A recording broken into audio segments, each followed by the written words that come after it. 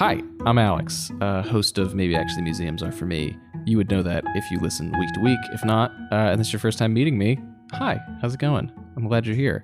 We are diving into what I would call a classic kind of episode. The impetus of this show is about diving into questions that kind of, maybe new museum goers or people who have never been to a museum before who are maybe considering coming and visiting, whether it's MAM or, a bigger institution like the MoMA or the Met. That's where I got started, was in high school going to those larger New York institutions. There might be a bit of anxiety or fear or whatever the feeling may be about going somewhere for the first time. I have chronic anxiety. I've learned to live with it, but sometimes entering a new space is really challenging. And this show, in a lot of ways, is trying to answer questions that, people fearful or concerned about, making a fool of themselves or what have you at a museum can kind of use as tools in a toolbox to, feel more comfortable. For us, museums are a democratic space. It's a space for everyone. And I think one of the most open and accessible and, democratic art forms is photography. And in this episode, we dive into a really, really unique conversation between myself and the museum's executive director, Ira Wagner, about defining a really unique question, which Ira, kind of really drove home today is photography art? Is photography an art form? It's a unique question that, I think a lot of us, especially like I know I did, took it for granted. Of course, art is photography. And I'd say Ira obviously certainly believes that too, but he really dives into the history of it and how it was seen as this like mechanical, almost scientific creation. And, still to this day is a debatable question. And I'm so happy with how this conversation turned out, and I'm so excited for you to listen to it right now. So without further ado, me and Ira hope to answer the question, is photography art?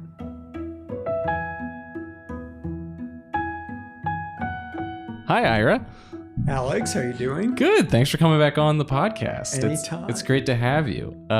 Jumping right into it, last time you were on the show, we talked about the museum's mission. Yes. And in kind of the grand scope of talking about the mission, there's obviously, in regards to like art collecting, an emphasis on presenting diverse voices and people and conversations. And I think one of the things that you've done really well, and maybe you won't toot your own horn, but I will, you've really elevated the photography that we put on view. Yes. And what we're kind of getting into with this episode is the new shows that are on view, which are fully focused on photography, dedicated to that medium, and really do display in a remarkable way the diversity of artists and images and mediums within our collection. Yes, absolutely. Yeah. And particularly in the more recent acquisitions and work made more recently, which includes work by, as you said, people of diverse backgrounds, a number of Native American artists who have become much more active practitioners of photography.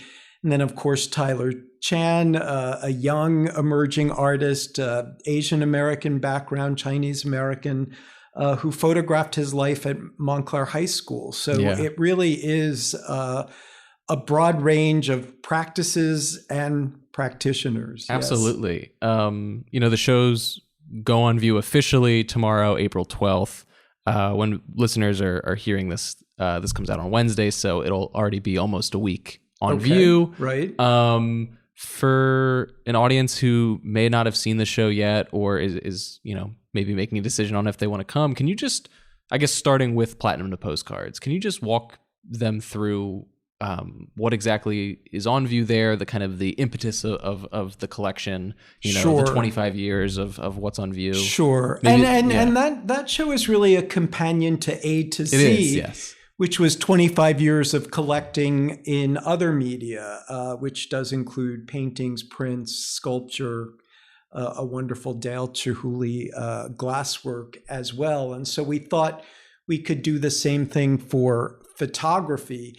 But I'd actually like to spread the discussion to Tyler Chan, and to a number of really strong photographs and important photographs that are on view as part of family and community and belonging. Yeah.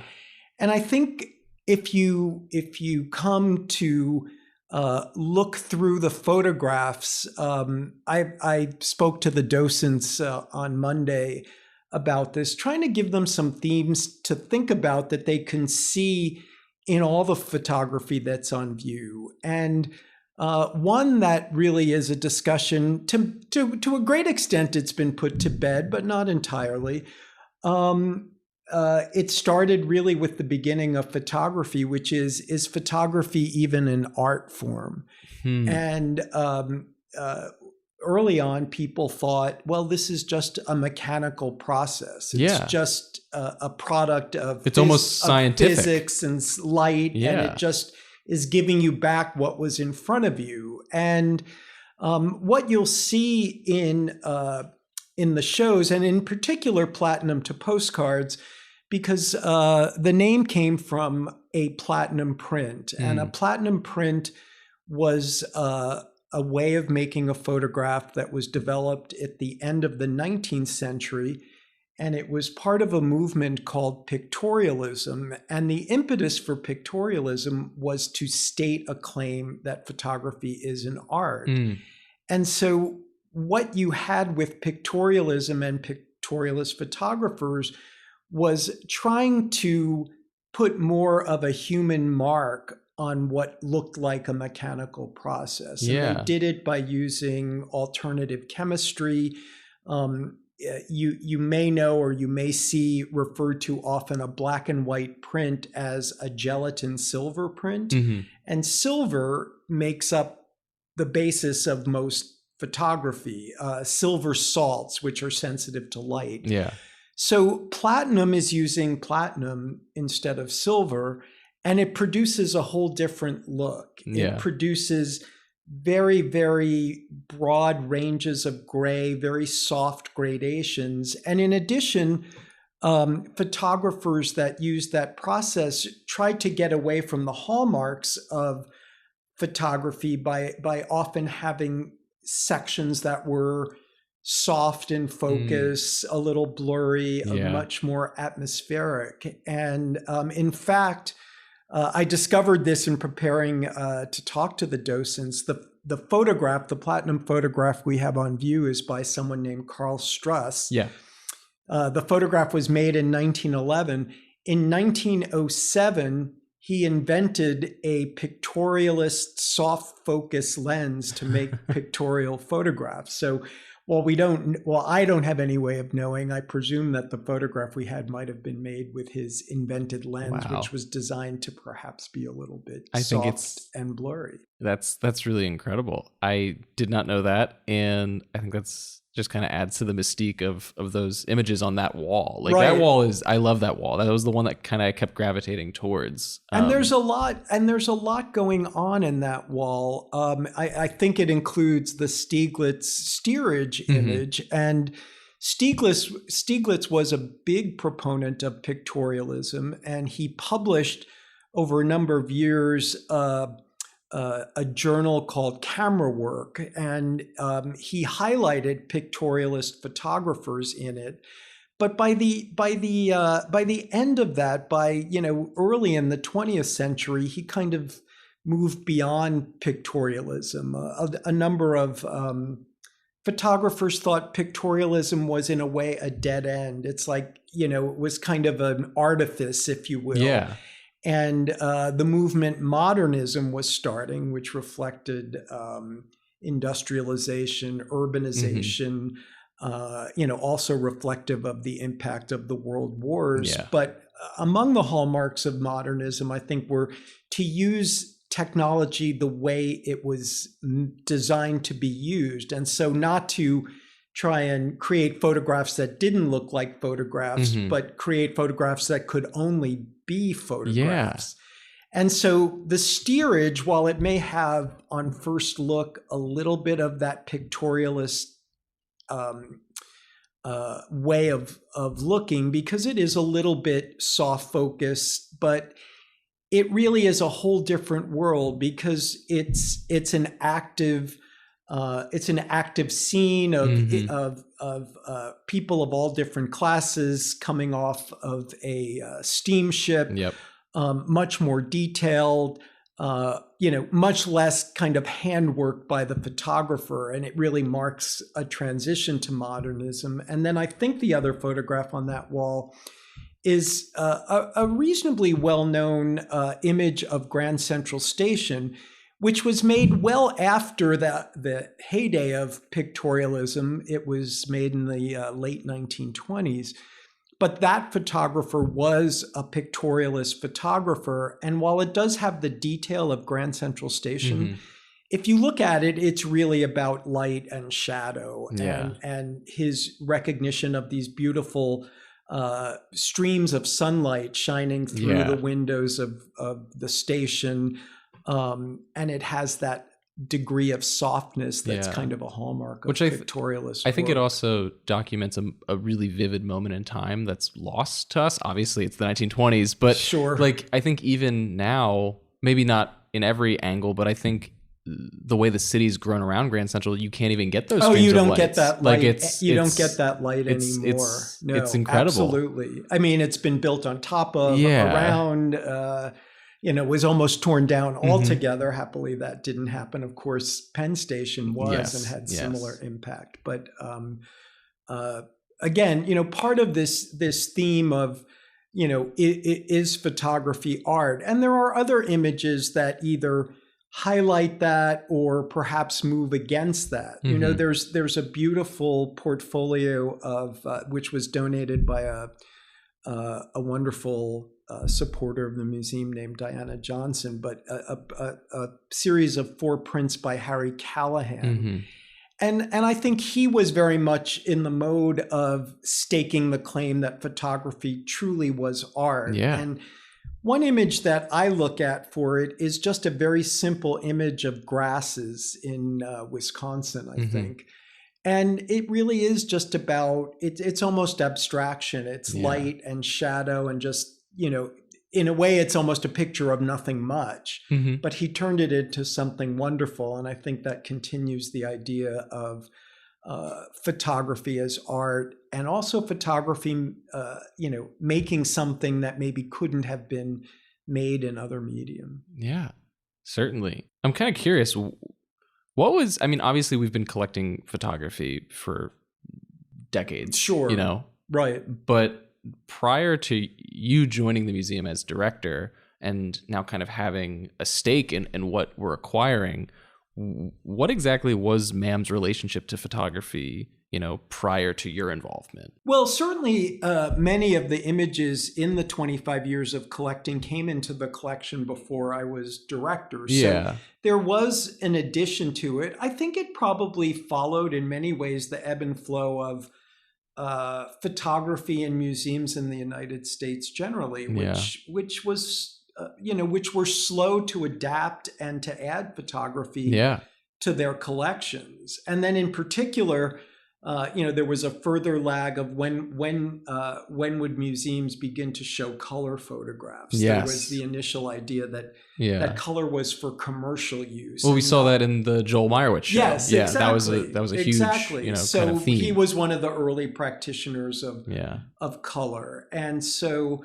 But I've looked at the list of what the museum has, and we have a lot of examples of photographers from different eras that are among the pantheon of great photographers. Certainly. We might only have one. Yeah, I think we have them. You could kind of go through our collection and put together a pretty good. Oh, certainly. You have Gordon Parks. You have it's really impressive. Absolutely. There's one. It's funny. I was speaking with someone who was at our opening last night who grew up in Lexington, Virginia, which happens to be the home of a wonderful photographer, Sally Mann.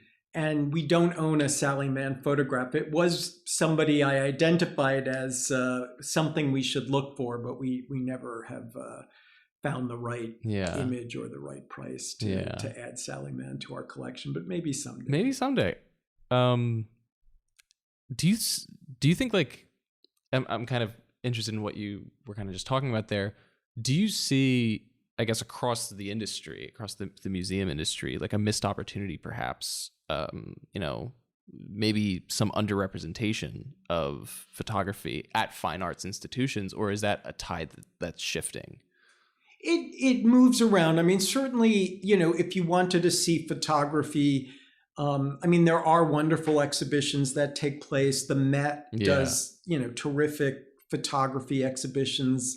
The Museum of Modern Art does a lot with photography. There are photography specific institutions like ICP in New York that has a space for photography. What is interesting, I think, is it appears to me that kind of galleries dedicated, commercial galleries dedicated to photography, perhaps as part of the overall economics of an art gallery, are having a tougher time. I mean, there actually used to be a magazine that was published in print and then also online called Photograph, and the online was Photograph Mag, and it was a wonderful place to look for what would be on view in photography. It recently closed. It shut down. So, does that say there isn't interest in photography? I don't think so, but it's certainly a changing market. But there are just like the art fairs, the Armory Show and others. There's a lot of large photography art fairs which are well attended. There's one the end of this month in New York, APAD.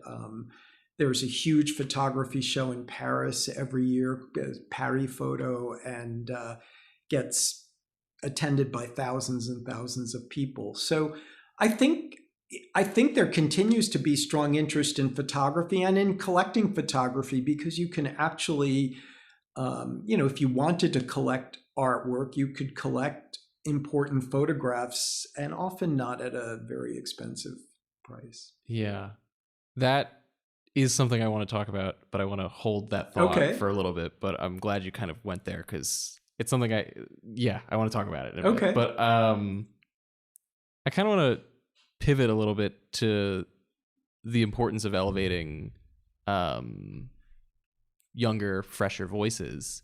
And I think Tyler, who we alluded to earlier, who's on view right now, Tyler Chan, is a stunning example of that. Obviously, I would love for you to hear your thoughts on the show and stuff, but I think, can you just explain to viewers like how you even found Tyler?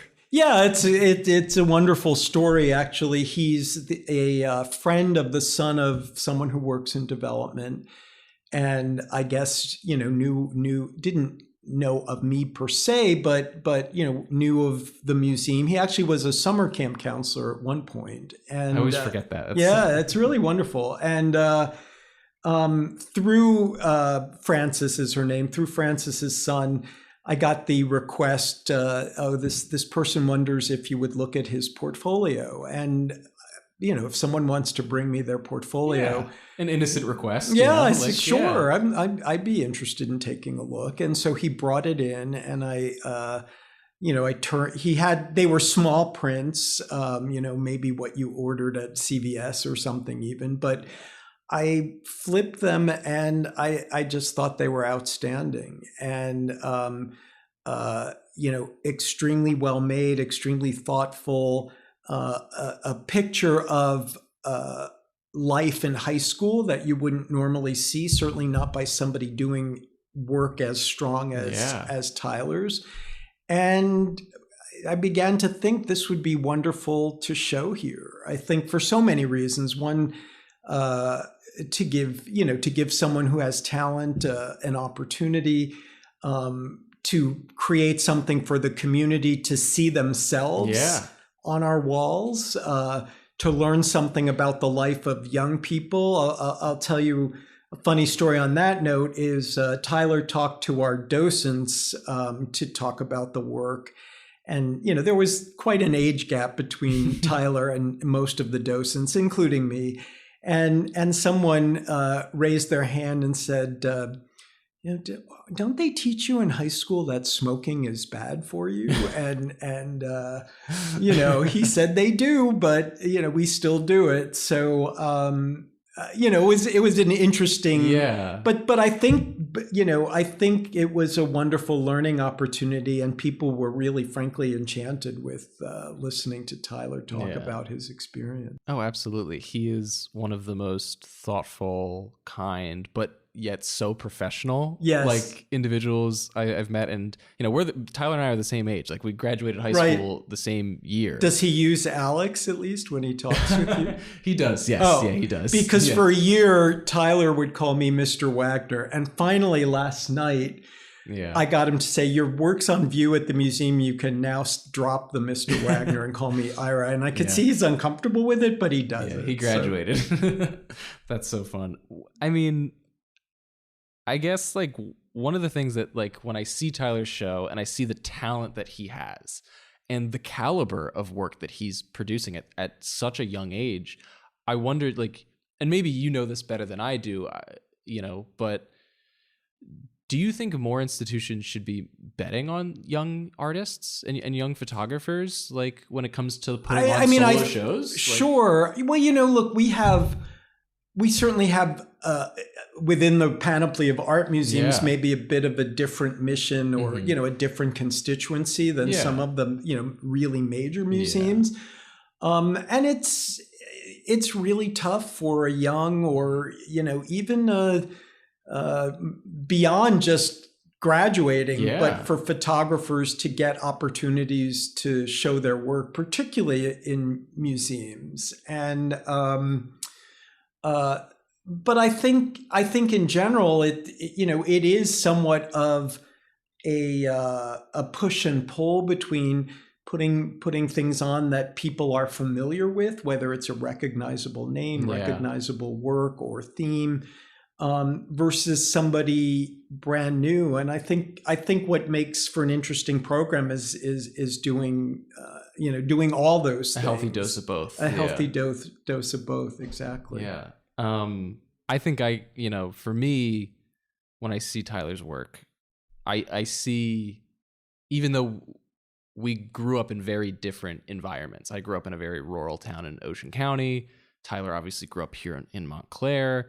And even amidst that very different environment, I see flashes of my teenage years and parties that I went to and friends that I haven't seen and maybe never will see again. Right. And, you kind of get brought back to this moment, and Tyler and I both obviously share the same experience of being seniors during COVID. So we have that shared experience where I can relate to the work there. But, everyone that I've talked to has something that they can see a reflection of with Tyler's work, even though there might be an age gap, or there might be a social gap, or there might be whatever it is. Well, he certainly captures, I think, all the ups and downs and emotional roller coaster of teenage years. From joyful moments to challenged moments to feeling you are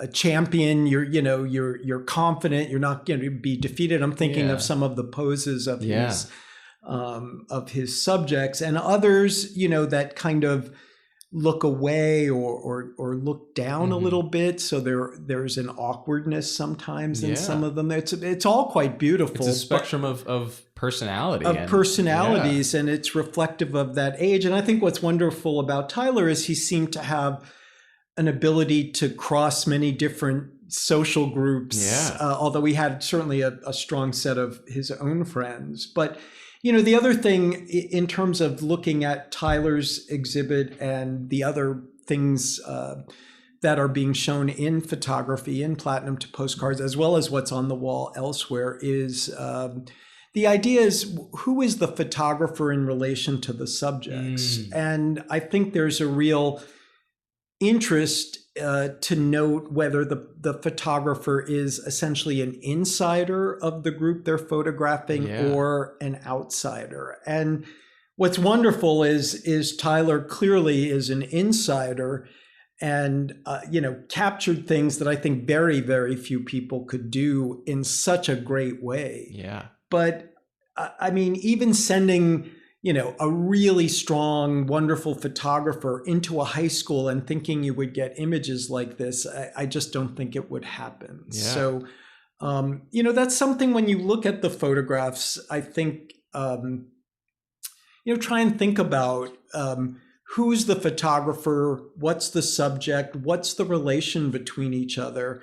And if it's being created, and there's not like there's one better than the other, but the results are often certainly quite different. Certainly. Yeah.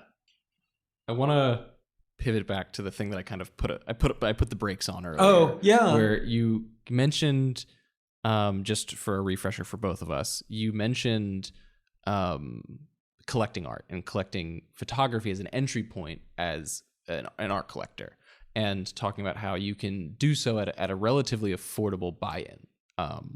And one thing that I've been thinking about well before this conversation, I tried to talk to Tyler about it when we were filming our video driving around, and I think Tyler understood what I was saying, but he couldn't quite articulate, I guess, the answer that I was looking for, or maybe even we had two different ideas of what the question I was asking was. But I think I have a more narrowed it down, so it might take a second to preface the question. But, okay. Take something like a painting. You can see the brushstrokes. You can perhaps see the edge of the canvas, the artist's signature. It was created in like this tangible way, which is, it produced a physical piece of art that's seemingly one of a kind and unreplicable. And I think for a viewer, that's like a special moment. You go to, you go to the National Gallery in DC and you see the Da Vinci work. That's the only one. Right. It's right there. Right. Insert any artist ever for that, but like you get the point. But then there's works like we have a print on view. I can't recall the name of it for the life of me, but when I was at the American Art Museum in DC, they had the same exact piece of art, and the Zimmerli has it too, I found out. And I just didn't realize it was a print. Yeah, right. And so that was interesting. And, I guess for me as a viewer, like knowing it's not necessarily like a one of one, it's not that it like reduces the quality of the work, but maybe, and this is definitely just a me personal thing, it maybe dampens it in a way that it's not like this, that's the singular piece of art in existence. And I know that I'm not going to speak for like the vast collection of viewers, but that's maybe just how I think of it. But it leads me to a question about like the nature of owning and showing photography. Mm-hmm. Obviously something like Warhol's Polaroids that are on view, right? Platinum postcards. That's like a tangible thing. He took that. Yes. It got produced in that moment. There's one singular Arguably, Polaroid. yes, that's right. And then you have, works of Tyler's downstairs or before his show, Ed Kashi's. Mm-hmm. And, I can't speak necessarily for all of Ed's photos, but I know for Tyler, they were all shot on digital. And No, they weren't actually. They were mostly film. For Tyler's? Yeah. Oh, maybe because when I talked to Tyler about it, there's a difference. They're film capture, but they are digital prints. In other words, and that's often the case now with film, which is the film is scanned and then printed digitally. Got it. I guess then that leads me to my question about like, ownership and rights and like what's like an original photograph and who owns it. And I know there's obviously like licensing issues and let's like separate that for this conversation. But like if there's not a tangible like Polaroid or negative or what have you, like I think about like trying to think of like a famous photo, the Muhammad Ali over Sonny Liston. Like everyone can picture it. I've seen it for sale for $5 on a boardwalk, and I've seen it probably on sale for like $5,000 in this really high quality print. Right. And it's like, what stops us from buying that super high end print, probably from the dealer that owns the rights to that image and showing it versus, I guess like having the physical negative that like is this tangible relationship of like, oh, we own this photo, we have this in our collection. I don't know if any of this is making sense. No, I mean, I think I know what you're getting at, certainly, and it's a lot of different questions. I mean, one is just what's the value, what determines the value of an artwork, whether it is a painting or it is a photograph. And there are certainly photographs and photographers that have sold for, tens of millions of dollars at this point. There's Andreas Gursky, who, is among the records. Cindy Sherman is, one of the record holders of selling photographs. But, I think you have to look at what is it that you are purchasing. And yes, I mean, it comes back to his photo, what we said at the very beginning. Is photography art? At some point, there's a mechanical process to it, just like a print. Yeah. And in the end, there's a lot of discussion about whether a photograph is editioned or not. And some photographers do edition them, and they'll say, this is, one of 10 and 2 artist proofs, and others don't. And, it's not clear to me how much that really does matter in the end. I think, look, you're responding to, and I guess if you choose to collect it and display it, it's speaking to you. Yeah. But if you accept that photography is an art, then it goes along with the photographer as an artist who has a unique view and a way of looking at things that is as special and speaks to you at the same time. But but on the other hand, they do sell for less because I think, are in some ways maybe the time to create it is a bit less, but look, it's wonderful that it can be accessible. Totally, yeah. And you can own both historic and contemporary work in the thousands of dollars. I mean, I'm not saying. I mean, there should be an asterisk on this that it's not like you can walk in and get something for $30. Right, but really meaningful work. Totally, and you can, there's also other kind of nice ways to get involved in photography if you wanted to. For example, periodically, a number of institutions like Magnum Photos, which is a photography agency that represents and groups of photographers, they will sometimes have a print sale by big name photographers. Now the edition might not be limited, but it might not be a very big print, but it might be $100. Yeah, and you could own a work by a famous person, hopefully that you also like. Yeah, and certainly. Aperture magazine and the Aperture, they do that. And there's, sometimes there's even fundraisers for different unfortunate events that photographers put together. And you can, you can find opportunities to get some great images at for not very much money at all. Certainly.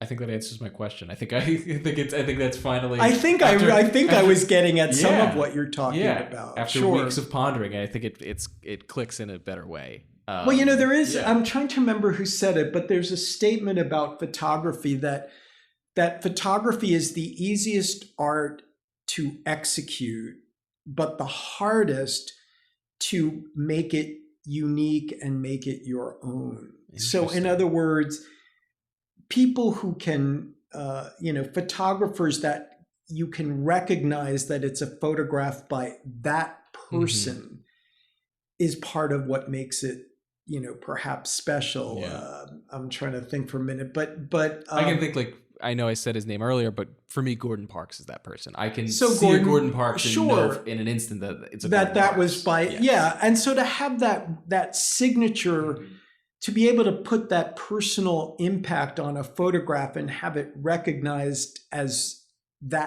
yours, that's very, very difficult to do. And, that is certainly part of a determinant of the value also. Last question, kind of a fun one. Oh, we're done already? That's fun. We can keep going. We can keep going. I could talk about this for a long time. Maybe we do a second episode on it. The show's on for a while. Isn't Platinum Postcards ongoing? Yeah, there's no closing date. For a number of months. For a number of months, yeah. Living or dead, who are the top 3 photographers? If it was your choice, no limitations, nothing, just dream lineup. If you could curate a show. Oh, if I could curate a show, who would you want to put on view? Oh my. It would be quite diverse, I think, and in different genres and ages. But I would, there's just a wonderful. Well, there's 2 wonderful portrait photographers from the mid 1800s. Now I'm limited because many of these won't be American, so we can't do it here. But the French portrait photographer, he went by the pseudonym Nadar, and the portraits are just they're spectacular. We can do a Matisse thing. We can make it work. Nadar, Julia Margaret Cameron, just remarkable work at an early point, and that people still look at and study to learn about portrait photography. I'm a big fan of a husband-wife team that are now deceased, or at least the husband is. The wife may have passed away now too, but their name is the Beckers, Becher. And if you know my own photographs, you might see something reminiscent of it. But sometimes what they did, it's referred to as deadpan photography. It's just very, straight on views. A lot of it is of old industrial structures, and they're always taken in a very flat gray light, and they capture a lot of detail of these crazy looking blast furnaces or mines or things with pipes going in every which direction, or old timbered houses. But I could look at those forever. And so that would be somebody. There's and there's actually one of my real favorites, and this photographer studied. There was a time when the Beckers taught at the Dusseldorf Art School, and so there's a whole host of photographers that are called the Dusseldorf School. Yeah. And one of my very favorites is, his name is Elgar Esser, and he is less of that deadpan style. Many of the people that were in the Dusseldorf School kind of adopted that, but just spectacular landscapes, many in France. Again, like unusual sort of flat lighting, but just so rich. I mean, if they're probably about between $50,000 and $100,000. So if I won that amount of money and I could buy one photo, I guess that's probably the one I would get. Something by Elgar Esser. That's incredible. Any final thoughts, parting words? Any final things people should know about these 2 shows? Again, there's a lot you can take out of it. The insider outsider question, is photography art? What are photographic portraits about? And you can see different ideas and themes about portraiture there in Tyler's work, in the work on view. There's somebody, we have one image in Platinum Postcards by a photographer named Arnold Newman. And he was, I wouldn't say he necessarily invented this, but he was kind of a master of what you would call environmental portraiture. So his idea was to tell something about his subjects by where he placed them and what he surrounded them with. So he tended to take pictures of or portraits in a person's own milieu, whether if it was an artist in their studio. He has a famous photograph of Igor Stravinsky with a silhouette of the top of a grand piano. It's a really striking photo. But the one that we have is of Max Ernst, and the subject is smoking while he was taking the picture. And I, again, in learning more about this exhibition, I didn't know this before. When he was shown the picture, he's a surrealist artist. He was struck by the results, which appeared surrealist, because his head is surrounded by smoke. And on one side, the smoke seems to resolve itself into the shape of a bird, which is his favorite animal. Yeah. And so those are like, I'm sure, it's 1 in a trillion. It's like, right. Yeah. And I'm sure Arnold Newman probably didn't see it either when he took it. He just took it. But then when you see the results, it's like, oh, look what's here. Yeah. So, portraiture, much later, and actually throughout the Platinum to Postcards and even in Family Community Belonging, staged portraits and how staging impacts photography. We have Alex Prager and Rachel Perry Welty on view, but then there's Gregory Crutzen, there's Julie Blackman. The picture of a group in their backyard watching The Sound of Music. Yep. And then the last thing I'll just say is to take a look at. Often photography is humorous or playful or has a sense of irony, and the postcards, the last part of the title, are really actually quite funny. They are. Sometimes they're just kind of photographs of the American landscape, but all the foibles of the American landscape, a nondescript motel, a person just in an odd location, and it's not even framed very well, but the whole thing comes together as a commentary on American culture, and again with a real degree of humor. So perhaps for people who think art is always very serious, there's certainly within photography the opportunity to also find a touch of humor. I think it's an amazing way to wrap this up. Thank you so much, Ira. This has been one of the most fun conversations I've had in a long time on the show. Me too. This is great. Yeah. Well, okay. Yeah. Well, thank you so much. Thank you. Yeah. Excellent. Hey, that was Maybe Actually Museums Are For Me. Thank you so much for sticking around to the end of this episode. Like I kind of said throughout the course of this was a lot of fun, and me and Ira had a great conversation, and I really hope you enjoyed it. If you are interested in visiting MAM, there's a lot of opportunities too. We're open Friday, Saturday, and Sunday.